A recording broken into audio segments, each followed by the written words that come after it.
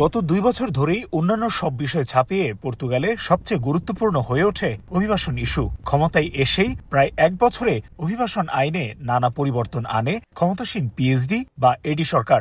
৪.৫ lakh residence permit আবেদনের দ্রুত নিষ্পত্তির লক্ষ্যে ওয়েবসাইট আপডেট করার পাশাপাশি অস্থায়ী সেন্টার খুলেও কাজ শুরু হয়। তবে অভিবাসন সংশ্লিষ্টরা বলছেন, বিপুল সংখ্যক আবেদনের প্রেক্ষিতে পেশাগত দক্ষতার অভাবসহ নানা সীমাবদ্ধতায় এখনও আশানুরূপ সফলতা পায়নি সেসব উদ্যোগ।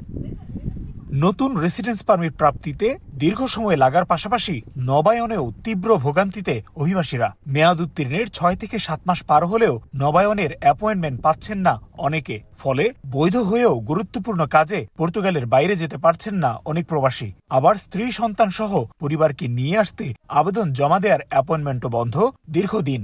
অন্যদিকে জাতীয়তা আবেদন করেও অপেক্ষা করতে হচ্ছে বছরের পর বছর। এমন নানা সংকটে দিন পার করছেন পর্তুগালের অভিবাসীরা।